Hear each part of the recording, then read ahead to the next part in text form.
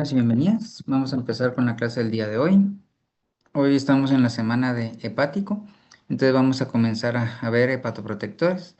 Y aprovecho a presentarles a su mera maestra. No sé si ya la conocían, ¿verdad? Si ya les había dado clase, pero hoy sí les presento a la doctora María Fernanda Castro, que ya nos va a acompañar desde el día de hoy.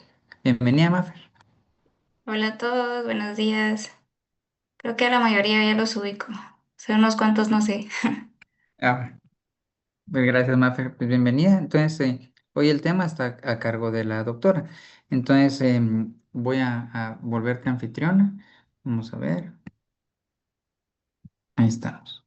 Y entonces vamos a seguir con el mismo método, ¿verdad? Ahorita vamos a proyectar la clase del día de hoy y pues sobre las dudas que vayan teniendo, pues ya lo vamos discutiendo. Igual si tienen dudas de otros temas, nos dicen, ¿verdad? Pero ahorita le dejo el tiempo a la doctora. Ok, bueno, buenos días a todos. Qué bueno verlos. Vamos a empezar entonces con el tema de hepatoprotectores. Vamos a estar siguiendo pues la misma mecánica que han estado llevando con el doctor. Entonces, no sé si pudieron ver el sitio de Google para que puedan ir ahí porque vamos a dar la clase desde ahí y les voy a compartir mi pantalla. ¿Saben?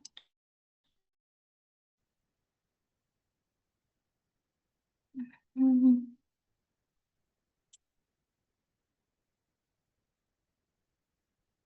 Solo que estoy viendo dónde se hace eso Es en ustedes. Share, No sé cómo. donde está la flechita para arriba. Ajá. Donde dice herramientas de anfitrión para compartir, ¿no? A la par donde está un corazoncito que dice React, a la par está un Ajá. botoncito que dice Share, ahí le Ah, das. ya, ya, ya. Ya, Ah, ya. Es que me muy estaba bien. yendo un ladito. Ya, ya. Muy bien. Ok. ¿Pueden ver ahí? No. Ahorita, sí, ahí se ve más. ¿Sí? Ok. Bueno. Entonces vamos a hablar de hepatoprotectores. Vamos a ver 5 hepatoprotectores, ¿ok? Pero siempre tienen que tomar en cuenta que lo importante es saber qué le pasó al hígado, ¿ok? No es solo de venir y dar estos medicamentos a ciegas esperando que se cure, ¿ok? Siempre tenemos que saber qué pasó de base y qué tipo de daño está teniendo el hígado, ¿ok? Y en todo este tema vamos a estar hablando de antioxidantes y vamos a estar hablando de algo que se llama glutatión. No sé si lo habían escuchado antes. Glutatión es un antioxidante, ¿ok?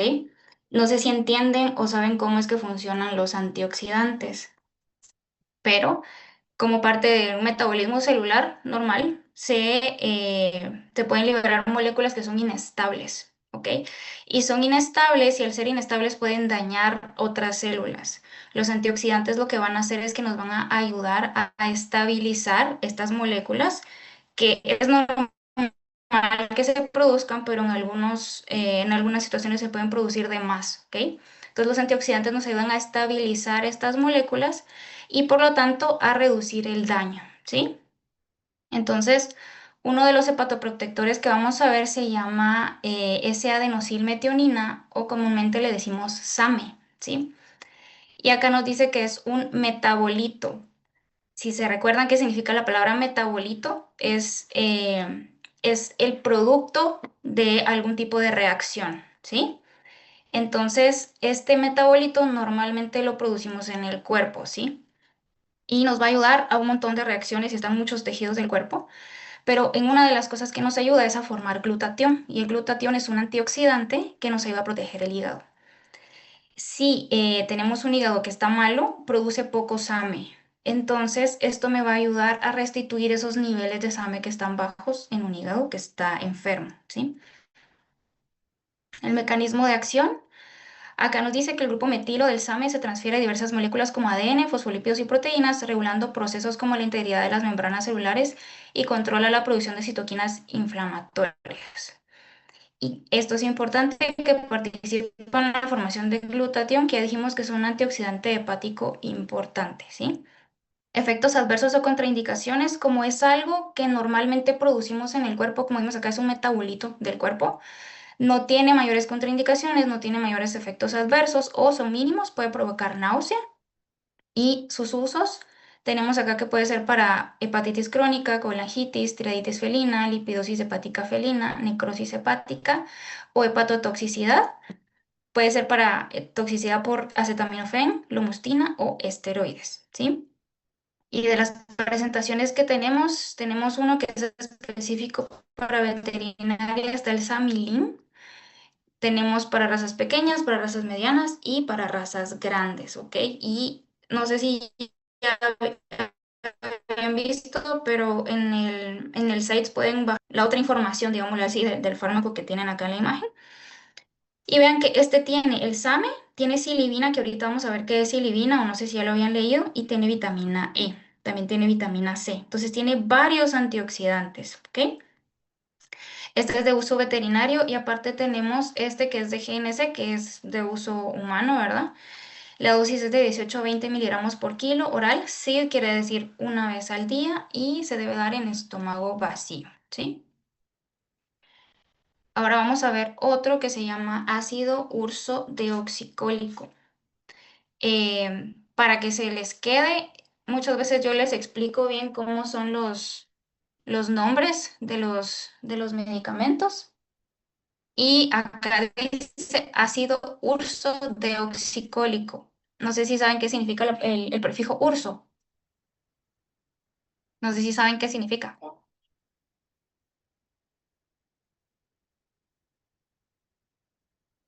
Bueno, urso viene de oso, ¿ok? Y se llama así porque antes se descubrió que se agarraba en la vesícula biliar de los osos. Tenía un componente, no sabían qué era, pero agarraban toda la bilis y se lo daban a animales o personas que estuvieran enfermas hepáticamente, ¿ok? Y ahí descubrieron el ácido ursodeoxicólico, por eso se llama urso. Urso viene de oso, ¿ok?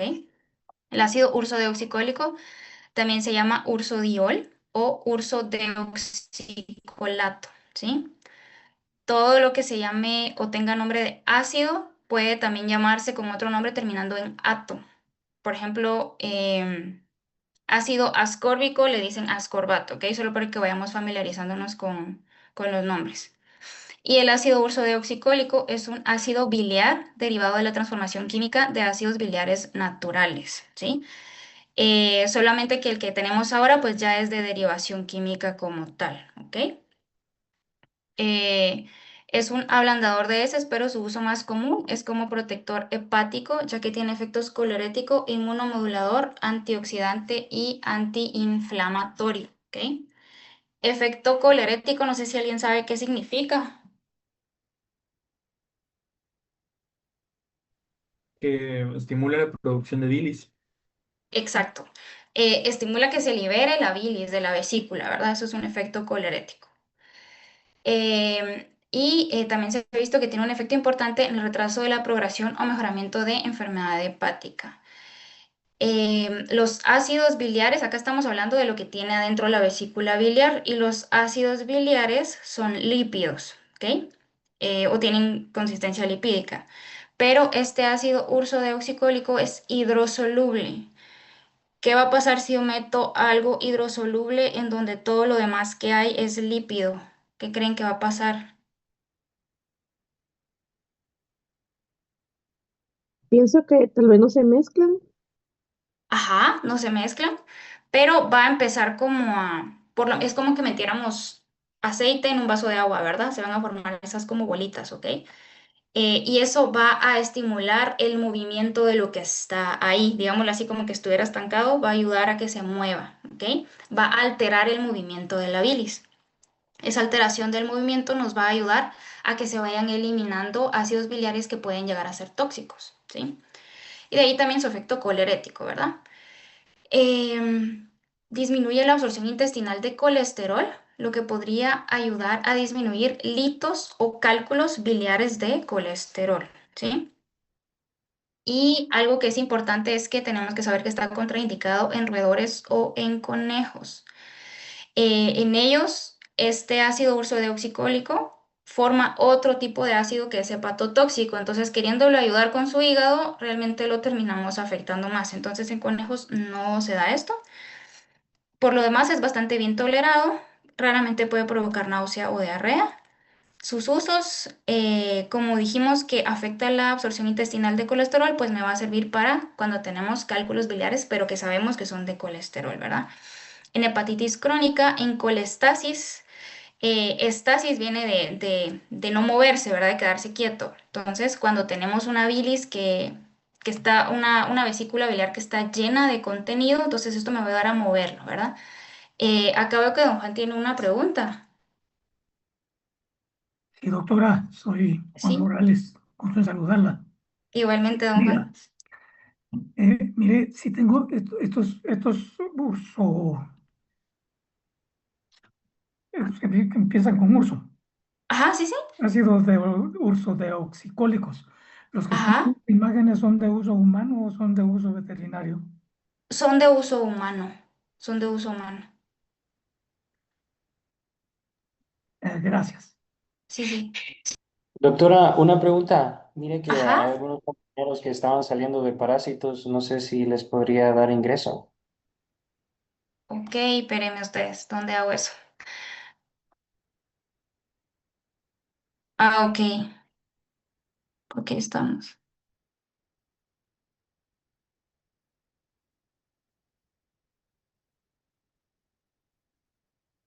Ahí estamos. Gracias. Gracias, creo que ya les di acceso a todos. Ok, Gracias, bueno. doctora. Bueno. Ok, entonces estamos hablando del ácido deoxicólico, sus usos también para hepatitis autoinmune o en casos de hepatotoxicidad. Y las dosis en perros es de 15 miligramos por kilo oral una vez al día y en gatos 10 miligramos por kilo oral igual una vez al día. Luego vamos a hablar de N-acetilcisteína. Tengo una pregunta de Luis H. ¿Puedes hablar, Luis? Hola doctora, buenas tardes, gusto saludarla. Hola.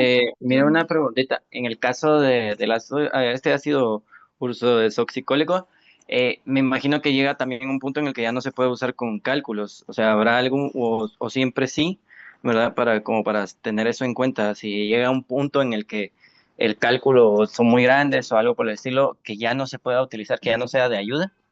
Ujú. Sí, sí, o sea, siempre eso ya es del criterio médico, ¿verdad? Pero si ustedes están viendo, incluso si sí se pudiera, esto no va a ser rápido, no va a ser que una dosis ya va a funcionar, ¿verdad? Entonces también tenemos que ver el bienestar del animal. Si realmente es más conveniente hacer una cirugía, pues mejor se hace una cirugía, a esperar a que el medicamento se tarde en hacer efecto, a deshacer esos litos o a estimular el movimiento y que salgan. Entonces, si realmente vemos que es demasiado y el paciente está con dolor o no está comiendo, ¿verdad? Está teniendo problemas de digestión, pues ahí sí sería mejor ir a un tratamiento quirúrgico, ¿verdad? No, no esperarnos a que el medicamento haga todo el trabajo porque tampoco esto no es rápido, se va a tardar. Entiendo, gracias, doctor. Y otra pregunta, entonces, digamos, se hace el tratamiento quirúrgico. Posterior a la cirugía, de igual forma, se le deja este ácido para que, pues, como evitar que los produzca o ya no se utiliza. Tendrías que ver, el doctor va, doctor, conteste usted. No, no, yo solo para sumar a la duda que tienen, ponete, su principal uso, como dice la doctora, es ponete para evitar su formación. Por ejemplo, si vos ves que está predispuesto a, porque tiene hipercolesterolemia, o le ves lodo biliar, por ejemplo, ¿verdad? Y entonces ahí pueden tener su utilidad paralelo a que corrige la causa, ¿verdad? O abordar la enfermedad de base, ¿verdad? Por ejemplo, algo metabólico, Cushing, etcétera, ¿verdad? Si ya tienes algo que te pueda originar el efecto colagogo también que hace que la vesícula se contraiga, ¿verdad? Pues y ya tienes algo muy grande ahí, eso va a doler, ¿verdad? O bien como si son desplazables que te tapen el conducto. Entonces, en ese contexto, pues no se usan, como dice la doctora, sería de hacer la colecistectomía, que es lo que vieron en cirugía hoy, ¿verdad? Entonces, después de la colecistecto, no tendría lógica usarlo porque ya no hay vesícula, ¿verdad?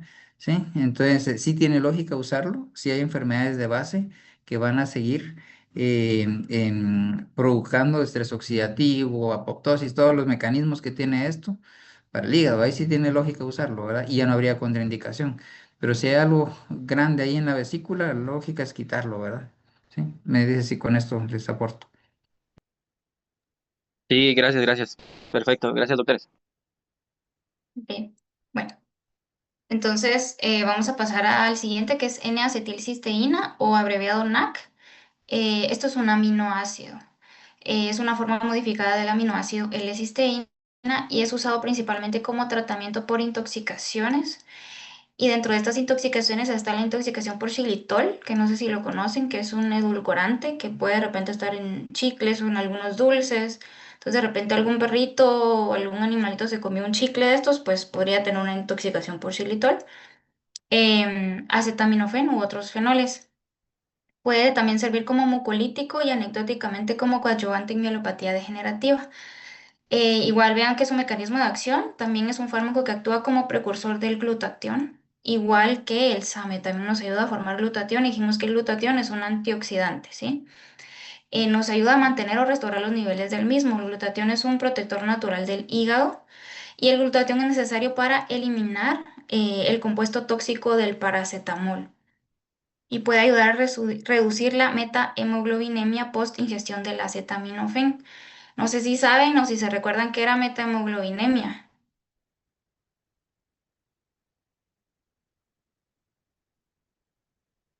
¿No se acuerdan? Ok, esto pasa cuando el cuerpo pierde la capacidad de soltar el oxígeno a los tejidos, ¿ok? Entonces, esto sería como asfixiar al paciente, digámoslo así, pero no necesariamente porque no pueda respirar, sino porque no podemos liberar ese oxígeno a los tejidos. Y este medicamento puede ayudar. Y esto pasa pues cuando tenemos intoxicación con acetaminofén. En esos casos podría ayudarnos el medicamento. Su uso es más que todo para hepatotoxicidad por los compuestos que ya hablamos. Efectos adversos, podemos tener vómitos y diarreas. Y por lo mismo de que va a ser utilizado en casos de hepatotoxicidad, vean que la dosis es una dosis bastante alta. Tenemos una dosis de carga de 140 miligramos por kilo. Esto puede ser para perros o para gatos, vía oral. Si en dado caso se dio carbón activado, tratando de ayudar con la intoxicación, y yo doy al mismo tiempo este fármaco, el carbón activado actúa como un imán. Esto es porque tiene una capacidad adsorbente con D de dedo, no con B, ¿ok? Entonces, adsorbente quiere decir que jala las cosas como que fuera un imán, no como una esponja que los absorbe, sino como un imán que lo jala, ¿ok? Entonces, el carbón activado podría agarrar el medicamento y entonces el medicamento ya no nos hace efecto. Entonces, si se dio carbón activado, tendríamos que esperar 2 a 3 horas para poder dar el NAC. Y posteriormente ya se da 70 miligramos por kilo oral. KID quiere decir 4 veces al día por 7 dosis, ¿sí? Eso sería para la N-acetilcisteína. Y luego vamos a hablar de la silimarina. La silimarina es derivada de una planta que se llama cardo mariano o milk thistle y su componente activo es la silibina. ¿Se recuerdan que la silibina la acabamos de ver aquí arriba en este fármaco que se llama Samilin? Acá está silibina. Entonces este tiene Same y tiene silibina. El mecanismo de acción tiene varios. Uno de estos es que evita la entrada de xenobióticos a los hepatocitos. No sé si se recuerdan o han visto qué significa xenobiótico, pero xeno viene de extranjero o de extraño. Entonces evita la entrada de compuestos extraños a los hepatocitos. También inhibe enzimas que contribuyen al daño oxidativo, que serían los radicales libres, actuando como un antioxidante, o sea, estabiliza estos radicales libres para que no dañen las células. Ayuda a regenerar hepatocitos al fomentar la síntesis de ADN, inhibe efectos citotóxicos, inflamatorios y apoptóticos del factor de necrosis tumoral. No sé si ya escucharon el factor de necrosis tumoral o saben qué es esto.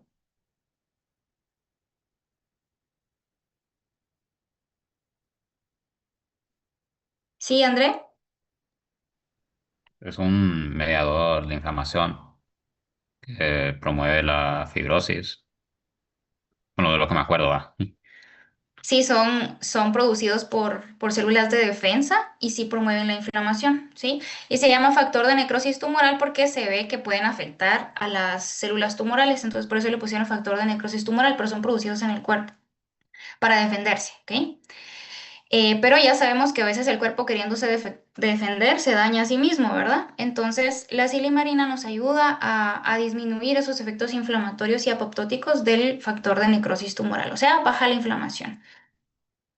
También se cree que ayuda a reducir la formación de colágeno en el hígado, esto se conoce como cirrosis. Actualmente está siendo utilizada para tratar varias enfermedades hepáticas, tanto en humanos como en animales. Y en animales también se está utilizando para aves, para perros, gatos, equinos, conejos, también para bovinos, ¿sí? Se ha visto que ayuda con la cetosis en los bovinos, ayuda al crecimiento en algunas aves. Entonces, está siendo utilizado para varias cosas.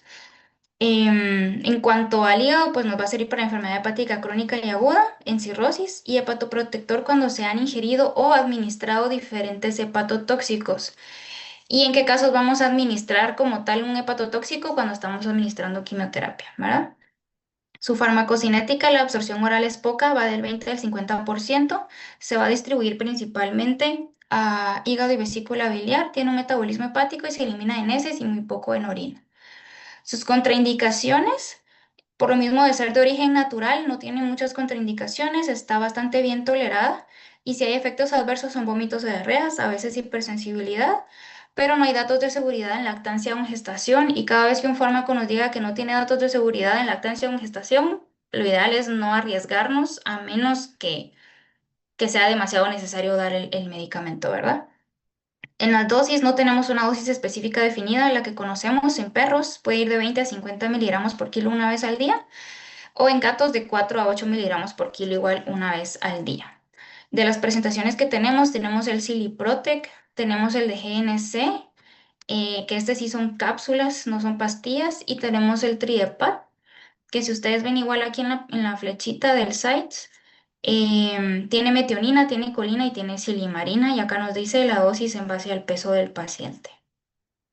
Y por último tenemos la vitamina E. La vitamina E es un nutriente liposoluble esencial que actúa como un potente antioxidante. Va a actuar como antifibrótico, como antiinflamatorio y protege contra la peroxidación lipídica. La peroxidación lipídica es igual un daño que se evita con un antioxidante, ¿sí? Sus usos, hepatitis aguda y crónica, y algo que es importante es que la sobredosis puede inhibir la actividad de la vitamina K. No por ser vitamina, vamos a decir, no importa, le doy mucho, ¿verdad? Porque estamos hablando de una vitamina liposoluble. Cuando hablamos de vitaminas hidrosolubles, si yo tomo un exceso, solo lo voy a orinar. Pero si es una vitamina liposoluble, se va a almacenar en el cuerpo. Entonces sí puede llegar a tener efectos adversos. En este caso, inhibir la actividad de la vitamina K. ¿Qué va a pasar si inhibo la actividad de la vitamina K? Puedo empezar a tener hemorragias, ¿verdad? Porque la vitamina K nos ayuda en ese proceso. Las dosis, vean acá, no estamos hablando de miligramos por kilo como tal, sino hablamos de unidades internacionales. Entonces, de dosis, estas 10 unidades internacionales por kilo, oral, una vez al día, y se debe dar con comida para aumentar la biodisponibilidad. ¿Ok? Entonces, estos son los 5 hepatoprotectores que tenemos. No sé si tienen alguna duda con alguno de ellos. ¿Sí, Carla? Buenas tardes, doctora. Yo solo tengo una pregunta porque respecto a la S-adenosilmetionina menciona de que se tiene que dar con el estómago vacío. Entonces, no sé si todos estos también deberían de administrarse de esa manera o hay alguno que sí tendría que administrarse con comida. Eh, Acá te lo pongo. Por ejemplo, acá el SAMe sí te dice que tiene que ser en estómago vacío y el último, que es la vitamina E, sí te dice que tiene que ser con comida. Ajá. Si no te damos la especificación como tal, puede ser que puedas darlo con comida o sin comida, pero hay algunos que sí son estrictamente sin o con para que sí realmente se puedan absorber. Gracias. Ujú. No sé si hay alguna otra duda. Sí, doctor. Gracias, Mafer. Yo quería ver, solo quería publicarles, proyectarles, perdón, el principal, para que ellos ya ahorita con la clase que tú les diste, eh, te mandé una solicitud para compartir pantalla. Ok. Em, ¿Cómo se llama? Juzguen, ¿verdad? Los hepatoprotectores humanos. Vamos a ver, ahorita les comparto. Me dicen si se ve ahí la pantalla. Y sí se mira. Gracias, Maf. Esta clase nos parecía muy importante con la doctora porque, por ejemplo, cuando estudiamos no lo vimos, ¿verdad? Entonces, y lo que uno hace es copy-paste de lo que uno ve que hay disponible, ¿verdad? Entonces vas a la farmacia y pedís un protector hepático y eso le mandábamos a los perros. Pero vean ahorita con fundamento, ya vieron que hasta hay presentaciones veterinarias, sus dosis, y vean lo que tiene el hepatoprotector de humanos. Miren, em, fosfolípidos, vitaminas del complejo B, y miren la cantidad de miligramos que tiene una cápsula, 6 miligramos, ¿verdad? Ese es bien, bien poquito, ¿verdad? Si vimos que la dosis son 10 por kilo, ¿verdad? Entonces, este hepatoprotector se utiliza más en la gente porque sabemos que el alcohol provoca déficit de complejo B, ¿verdad? Y es muy útil todas las vitaminas como coenzimas para el metabolismo, pero hasta para las fiestas, cuando hay exceso de estas bebidas, lo promocionan, ¿verdad? O sea, con música navideña, porque está hecho para humanos, ¿verdad? Que tienen este tipo de hepatopatía. Entonces vean qué importante tener bien clara su fármaco porque no son los que se usan en perros, ¿verdad? Los mecanismos son bien puntuales. Y en el laboratorio de mañana, ahí está publicado en la UV el consenso. Ahí están ya aplicados a distintas enfermedades que vamos a ver mañana, ¿verdad? Eso era lo que les quería sumar, Mafe. Ok. Gracias. Pues no sé si hay alguna otra duda. No hay dudas, bien el corto ustedes mandan.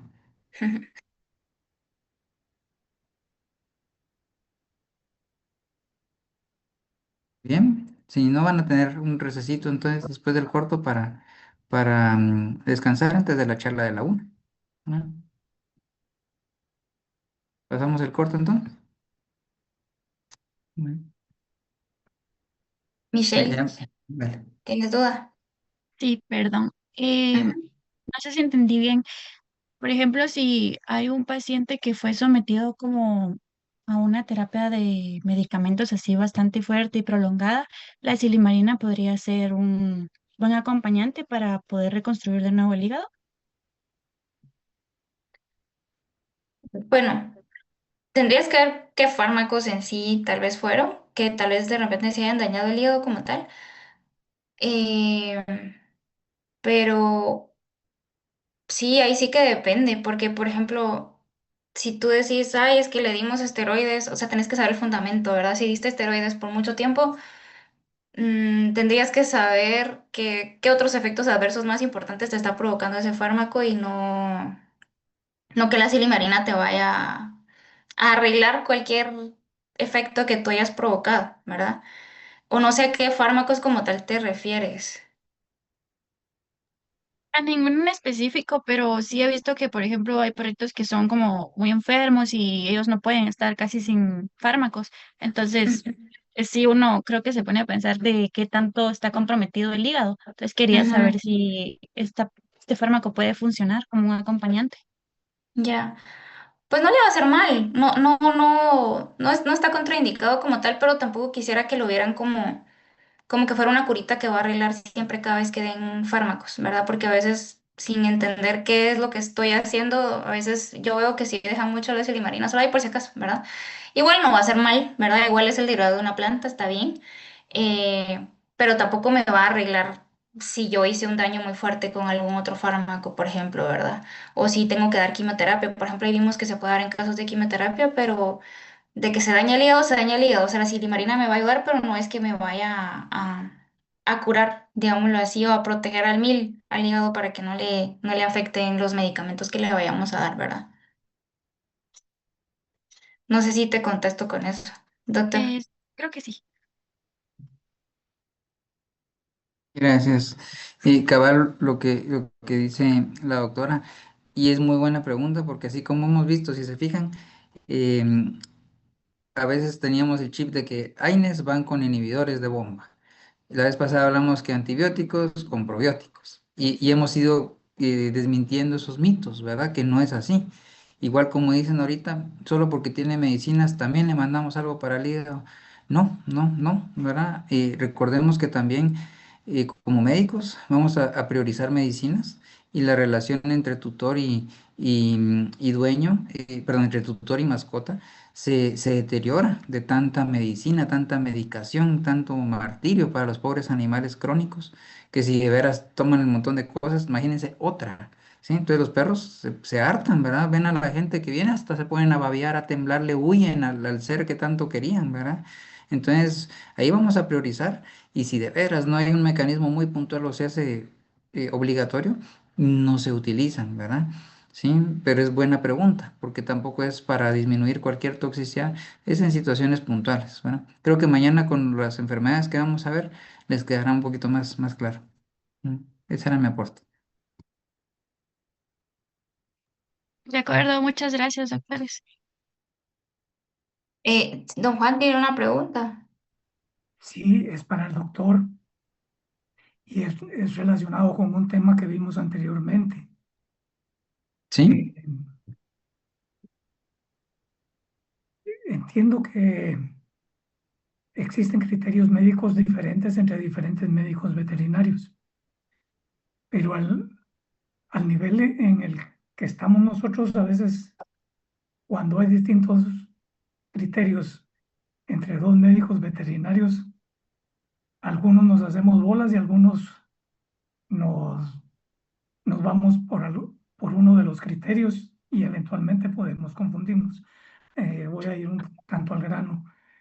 Dice que no sé si lo comprendí bien, pero en el curso de animales de compañía estábamos viendo reflujo esofágico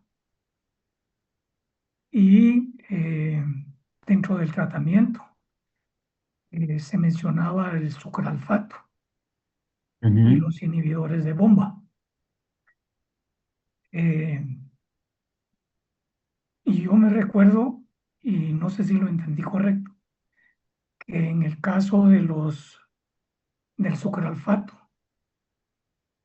es decir, si se da uno, no conviene dar los dos, y si lo que hay es reflujo más que sucralfato y más que inhibidores de bomba de protones, lo que conviene colocar o recomendar son los procinéticos. Eh, si usted me pregunta en su examen algo relacionado con eso, yo ya sé qué responderle. Y si me lo pregunta el doctor Baiza también, ya sé que no, porque pareciera que tienen criterios diferentes. Pero mi pregunta sale así ya cuando estemos ya de veras, eh, ¿cuál sería y le voy a hacer la misma pregunta al doctor Baiza, doc, Ujú. pero sí me Nítido. gustaría conocer su opinión. Muy bien, nítido, nítido. Gracias, Fernando. Este es un tema interesante, ¿verdad? Porque igual es lo que queremos formar en ustedes, su criterio, ¿verdad? Sí, y entiendo que a veces pues hay gente que es, no lo digo por el doctor o por mí, ¿verdad? Pero que es un poquito pues cuadrada, ¿verdad? Con lo que enseña, pero la medicina es cambiante, ¿verdad? Entonces yo también dejaba dos fármacos, antes incluso haciendo la salvedad de que se da en medio ácido uno, pero esperar el suficiente tiempo para que no interfiera con la absorción del otro, ¿verdad? El punto es que en base a evidencia, ¿verdad? Los consensos actuales del uso racional de gastroprotectores, del Colegio de Medicina Interna, da igual dar dos, ¿me entienden? O sea, la conclusión, la evidencia te dice que da igual dar uno que dar los dos, ¿verdad? Entonces, y ahí es donde cada quien la va razonando, ¿verdad? Por eso se llama terapéutica razonada. Yo, sí o sí, como usted bien lo dijo, yo usaría procinéticos porque el mecanismo es reflujo, ¿verdad? Y quiero que se deje de salir, ¿verdad? ¿Sí? Y podría usar uno u otro, inhibidor de bomba o sucralfato, ¿verdad? Hablábamos de que para disminuir el daño por esofagitis, ¿verdad? El consenso es bien puntual en usar inhibidores de bomba. Y que si hay úlceras es donde se pega el sucralfato, ¿verdad? ¿sí? Entonces, y de ahí la podemos razonar más todavía, ¿verdad? Si hay algún problema intestinal asociado, disbiosis, porque da más disbiosis el inhibidor de bomba que el sucralfato. ¿Sí? Entonces, ese sería mi razonamiento, viendo todo el panorama, porque a lo mejor no dejo el mismo tratamiento en dos pacientes con reflujo, ¿verdad? Si uno tiene disbiosis o si uno tiene hematemesis, ¿me entienden? Ahí, pero si tiene sangre, yo le dejo sucralfato, porque es más lógico como antiulceroso, por el efecto físico y que se pega, ¿verdad? Pero para la esofagitis por reflujo, está, incluso en anestesia, está bien claro el uso de los inhibidores de bomba. Pero entonces yo me iría con inhibidor de bomba y metoclopramida, ¿verdad? Así es como lo manejaría yo. Ujú. Gracias, doctor. Con gusto, Fernando. Pero como les digo, y cuando hagan su discusión, es en base a evidencia, en base a consensos y en base a que, de nuevo, para quedar más medicinas si con una obtengo el mismo efecto, ¿verdad? O ese es mi razonamiento. Ujú. Muy bien. Te dejo más Fer, ahí otros dos jóvenes con Sí, duda. sí. Eh, También en el chat es recomendable darle carbón activado a un paciente que tiene intoxicación por acetaminofén. Sí, es parte de lo que se puede hacer, aparte de un lavado gástrico, ¿verdad? Usted todo va a depender, cuando son intoxicaciones, todo depende de en qué momento de la intoxicación llega el paciente. Si el paciente llega entre 1 o 2 horas de que ingirió lo que sea que ha ingerido, se puede hacer un lavado gástrico, se puede dar carbón activado. Pero, por ejemplo, si es algo que ya no está en estómago, porque ya pasaron más horas, pasaron 5 horas, no tiene ningún sentido anestesiar al paciente, meterle una sonda cuando ya no va a haber nada ahí, ¿verdad? Entonces, parte de lo que se tiene que hacer sí es lavado gástrico, carbón activado y darle el NAC, ¿verdad? Y esperar a ver cómo, obviamente siempre la base de datos mínima, hospitalizar al paciente, fluidoterapia, siempre todo lo secundario que va, ¿verdad? Em, pero sí, eso es parte de lo que se puede dar y tener cuidado con eso, ¿verdad? Que si damos carbón activado actúa como un imán, no solo para lo que provocó la intoxicación, sino también para algún fármaco que yo quiera dar, ¿sí? Y alguien pregunta si el LIV 52 de Himalaya también podría usarse como protector. Estaba viendo ahorita y tiene un montón de extractos de plantas. No sé si el doctor sabe si se pudiera dar porque son varias plantas diferentes. No sé si habrá como que algún estudio de esas plantas en específico en perros como para decirte con seguridad que sí se puede dar. Gracias, Mafer. Pues fíjate que lo desconozco, pero es muy buena pregunta, ¿verdad? Normalmente cuando nos dan charlas de esto, ¿verdad? Porque ahorita se está usando bastante la terapia alternativa y bioregeneradora, etcétera, hay bastante corriente e incluso evidencia de esto, pero todavía le falta validación en veterinaria, ¿verdad? Esto es como muchas cosas, como ha pasado con la ozonoterapia y un montón de cosas que requiere validarse. Uno no puede decir no sirve, ¿verdad? Porque a lo mejor sí y tiene sus mecanismos. Simplemente es que esté validado en nuestras especies y se las aterrizo. Si sí, es esto que están, o los ingredientes que nos comenta la doctora, estarían en los consensos, ¿entienden? Yo eso es lo que utilizo como filtros, ¿verdad? Y entonces poco a poco vamos en base a eso, porque si no, estamos un poquito como por aplicación y en base al método científico. Recordemos que debe ser consistente la replicación y el resultado que obtengamos, ¿verdad? Entonces ya validado, seguro va a aparecer en los consensos, ¿verdad? Pero por el momento yo me voy a lo seguro, con lo que nos entrenamos nosotros, que es medicina, ¿verdad? Alópata, para poder ejercerla como de libro, ¿verdad? O como está en los consensos. La idea de estos consensos también es de que los veterinarios del mundo hagamos lo mismo, ¿verdad? Entonces yo no digo que no, simplemente los desconozco y pues tal vez los conoceré mejor cuando ya aparezcan reconocidos por el Colegio de Medicina. Ujú. También aquí está la pregunta de Mónica que dice el hepatovet, ¿en qué grupo de estos hepatoprotectores entraría? Pero si vemos el hepatovet es más para insuficiencias pancreáticas porque tiene enzimas. Entonces no sería como tal parte de los hepatoprotectores que acabamos de ver ahorita, sino más para algún problema de páncreas. Eh, pero también tienes la mano levantada, Mónica, no sé si ibas a decir algo también. Sí, es que me puse a ver, pues, justamente qué era lo que tenía y vi que tenía que cúrcuma, celulosa, triptófano, manganesio. Entonces, como no, realmente no entendía muy bien su mecanismo de acción o su función como tal, pero yo en clínica sí he visto que lo han dado como protector hepático, pero como no conozco cómo es que funciona, y también he visto que en algunos casos dejaban el hepatovet y en otros casos sí dejaban la silimarina. Entonces también quería como que tenía esa duda de que en qué casos uno, en qué casos otro, pero, pero ajá, ahora pues tú me dices de que realmente es más como pancreático, no hepatoprotector. Entonces, pues esa era como mi confusión.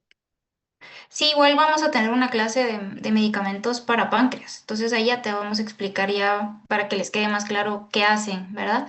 Pero sí, viendo la formulación del medicamento, es más como orientado para páncreas, no como hepatoprotector como tal. Ujú. Genial, gracias.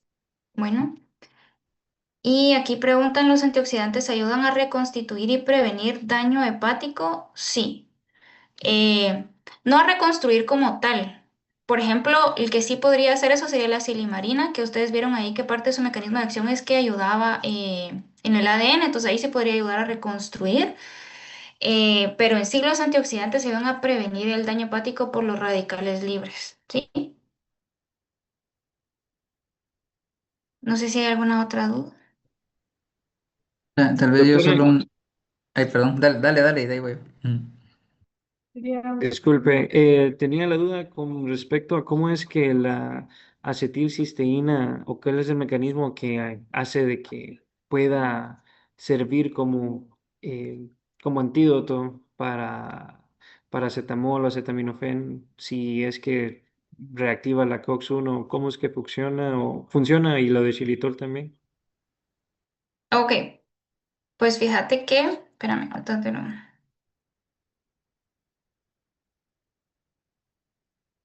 hay un metabolito, o sea, el paracetamol se procesa y forma un metabolito que es tóxico, que, bueno, si te interesa el nombre, es N-acetil-P-benzoquinoneimina, que se abrevia como NAPQI. Y entonces este NAPQI necesitas glutatión para desintoxicarlo o inactivarlo, digámoslo así. Y como el NAC te ayuda a formar glutatión, entonces teniendo glutatión eliminas ese metabolito tóxico. Es más que todo eso es lo que hace. Ahora, en cuanto a cómo ayuda con la metamoglobinemia, no está como bien descrito, incluso hay algunas fuentes donde dice que no creen que funcione completamente para eso, ¿verdad? Em, es lo que te podría decir sobre cómo ayuda con el paracetamol. Ahora específicamente con el xilitol, no sé si también el glutatión nos ha de ayudar como a desintoxicar o a conjugar o metabolizar algún tipo de compuesto como tal, pero con el paracetamol sí te sabría decir que se forma un metabolito tóxico y te ayuda a eliminar ese metabolito tóxico. Eso es lo que haría el NAC con el paracetamol. No sé si te contesto tu pregunta, Gabriel. Gracias, doctora.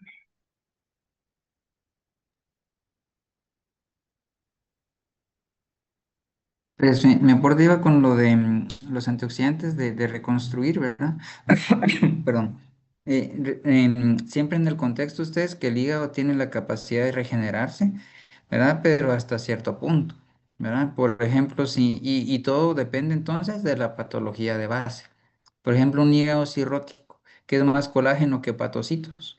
Por más que lo inunden de estas cosas, no le van a crecer más hepatocitos, ¿verdad? Ya se cicatrizó, se llenó de colágeno. Entonces estamos paliando y protegiendo a los poquitos que quedan, pero no va a sacar hepatocitos de donde no hay, ¿verdad? Pero es por la patología de base, ¿verdad? Por ejemplo, un perro que tiene estrés oxidativo constante, de nuevo regreso a las enfermedades metabólicas, ¿verdad? Que están llenándose de glucógeno, de lípidos, las de batalla, tiroides, diabetes, Cushing, ahí pueden tener su aplicación, ¿verdad? Si no están con tanta medicina, ¿verdad? Y ayudan a preservar a los que hay, ¿verdad? Pero tampoco van a ser muchos si no ataco con medicinas específicas a las causas, ¿verdad? Sí, pero si ya están, que queda poco hígado, ya no va a regenerar mayor cosa. Ujú. No sé si pasamos el corto, nos quedan unos minutitos todavía. Todavía hay otra pregunta más, perdón, en el chat.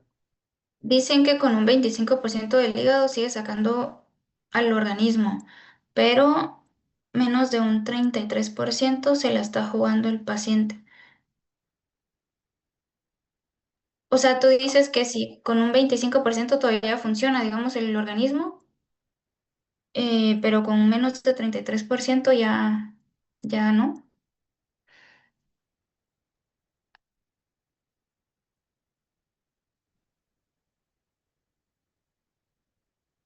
Pues no sé si se refiere a ponerte de lo que hemos visto, es que ponerte para que en la bioquímica aparezcan signos de disfunción hepática, ¿verdad? O sea, hipoglucemia, urea baja, colesterol bajo, coagulopatías, es porque ya está afectado más de un 80 y pico % de hígado, ¿verdad? Tal vez eso es lo que, por donde va tu pregunta, ¿verdad? O sea, ya es muy tardío cuando detectas pruebas de función alteradas, ¿verdad? Las transaminasas, las de estructura, empiezan a chillar desde antes, ¿verdad? Que esas las vimos en cirugía, y les puse algo en el aula, ¿verdad? Pero las de función, sí, de veras, ya no tiene que haber mucho hígado para que se alteren, ¿verdad? ¿Sí? Entonces, no es que con eso saque al organismo, ¿verdad? Simplemente requiere mucho para que se alteren. Y de nuevo, ¿cuál es la causa? ¿Verdad? Porque de ahí igual, aunque lo inundes con cosas, si no le pegas a la causa, por ejemplo, mañana vamos a ver la hepatitis crónica, que es la causa número uno de esto, de disfunción hepática en el perro. Y si no le das esteroides, no hay poder de Dios que lo componga, ¿verdad? Entonces, debe ser específico con su patología, ¿sí? Me decís ahí, te aclaro un poquito, Elizabeth. Muy bien. ¿Algún otro aporte o dudas? No quieren corto, ya viste cómo preguntaron, solo con el corto. Bien, 2 minutos. Ahí te lo voy a poner el cronómetro. Pilas ahí. Por favor, mándenlo rápido. Por ahí hubo alguien la vez pasada que no lo pudo hacer. Le dije que con gusto se lo reponemos, pero va a ser verbal, en persona. Entonces no esperen el último minuto para enviarlo, por favor, ¿sí? Entonces vamos a la cuenta de tres. Una, dos y tres.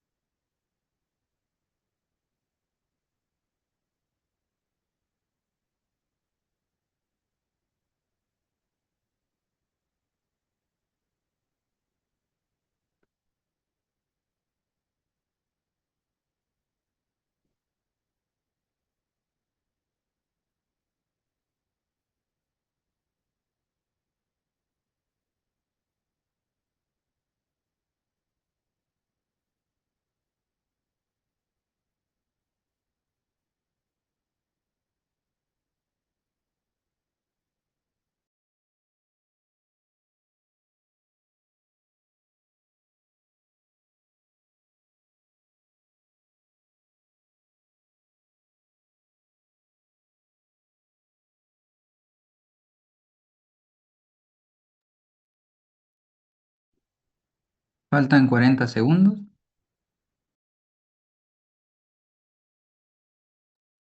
Aprovechando que me preguntan, el link de la charla es otro. Ahí en la UV les puse el enlace abajito de la charla de clase, ¿verdad? Es un enlace distinto.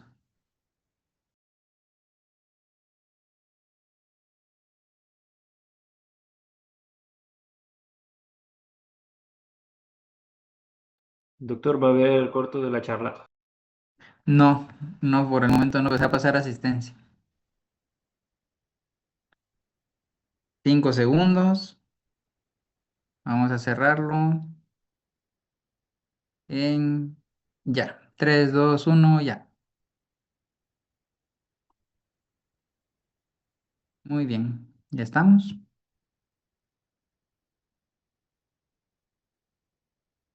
Perfecto. Pues de mi parte les agradezco y yo feliz de que hasta aquí su mera profesora a ustedes. Bienvenida. Ok, gracias. Solo, perdón, hay una última pregunta que dice, ¿cómo podemos diagnosticar el fallo hepático antes de la pérdida de función que alerta en bioquímicas? Es que eso es lo que te da el fallo hepático. O sea, ¿De qué otra manera podrías tú ver que tu hígado no funciona si no es midiendo lo que se supone que es su trabajo? Podrías estar haciendo ultrasonido y podrías ver que se ve algo mal, ¿verdad? Pero lo que te da específicamente cómo está funcionando ese hígado van a ser esas pruebas de función.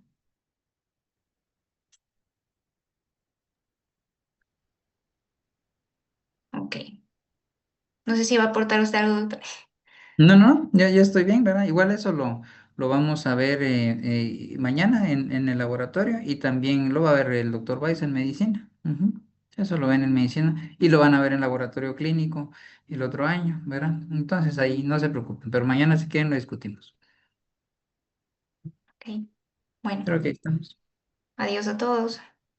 Nos vemos en un ratito.